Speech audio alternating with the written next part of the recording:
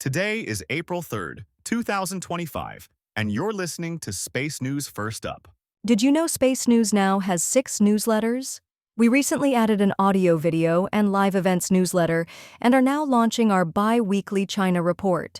To sign up, visit spacenews.com/newsletters. Here are today's top headlines in space. The first operational satellites of Amazon's Project Kuiper constellation will launch next week. The long-awaited confirmation hearing of Jared Isaacman to be NASA administrator is on the calendar.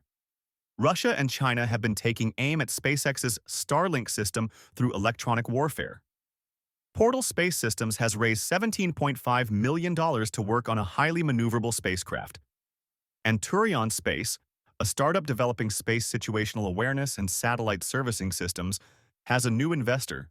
First Up is produced by Space News, the industry standard for professional space journalism. Visit spacenews.com for breaking news, policy updates, and original analysis. We begin today with news that the first operational satellites of Amazon's Project Kuiper constellation will launch next week. Amazon and United Launch Alliance announced Wednesday that the first Atlas V launch of 27 Kuiper satellites is scheduled for April 9th from Cape Canaveral.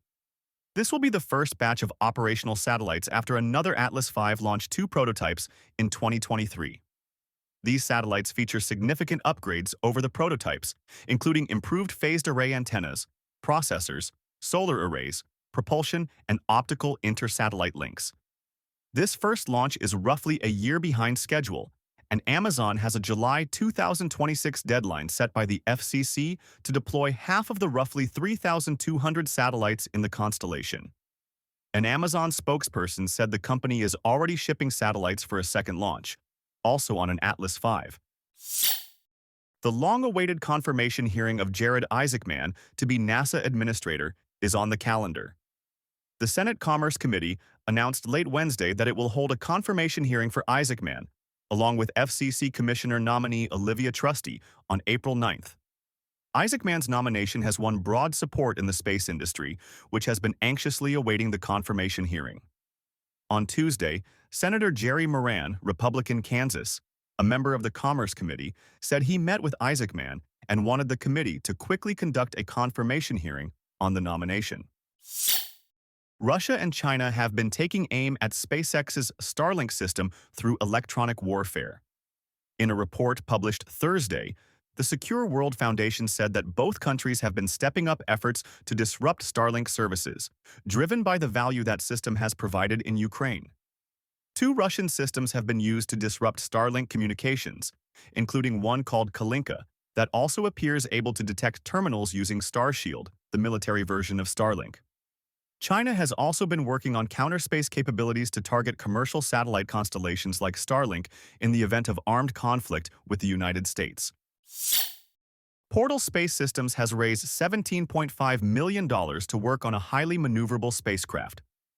Portal announced the seed round Thursday, led by Alicorp, an early-stage investor, along with several other funds. Portal says the funds will allow it to complete development of Supernova, a spacecraft with a solar thermal propulsion system that enables it to rapidly move between orbits. Portal said it is seeing strong commercial and military interest in the technology. Portal plans to launch its first Supernova vehicle on a demonstration mission in mid-2026. Turion Space, a startup developing space situational awareness and satellite servicing systems, has a new investor. Washington Harbor Partners, which invests in technology companies focused on government and national security markets, said it made an investment of undisclosed size into Turion, joining other investors such as Y Combinator and Forward Deployed VC. The funding aims to expand Turion's capabilities in space domain awareness, missile warning and tracking, orbital debris management, and collision avoidance. Turion launched its latest spacecraft, Droid 002, last month to provide space situational awareness and debris monitoring services. In other news, Xinhua reports that China launched a radar calibration payload Wednesday night. A Long March 6 lifted off from the Taiyuan Satellite Launch Center at 10:12 p.m. Eastern and placed into orbit Tianping 3A-02, which Chinese media described as supporting the calibration of ground-based radars. China launched 3 similar Tianping satellites last October. Commercial space station developer VAST has signed an agreement to perform tests at a NASA facility. VAST said Thursday it reached an agreement with NASA to use the Armstrong Flight Test Facility in Ohio for environmental tests of its Haven 1 spacecraft early next year. Haven 1 is a single-module station that will launch as soon as May 2026 to support up to 4 short-duration flights. VAST is also using Haven 1 to gain experience for the larger Haven 2 station it plans to offer to NASA for the agency's commercial LEO Destinations program, which supports development of commercial space stations to succeed the ISS. Turkey Today reports that the government of Turkey is planning to create a spaceport outside the country. The Spaceport Turkey project would create a launch facility in a country closer to the equator, such as Somalia.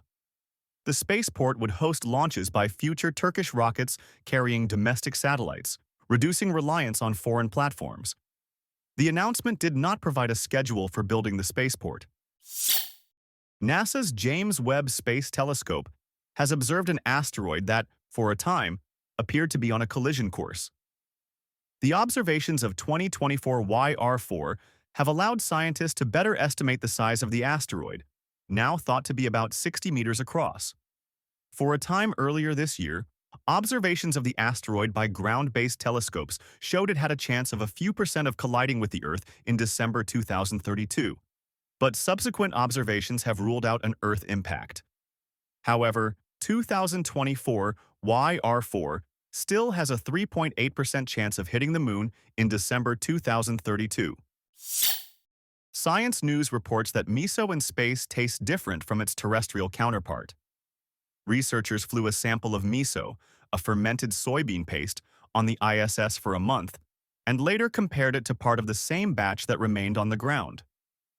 The space-flown miso had a nuttier taste, which may be linked to a larger amount of compounds called pyrazines in it.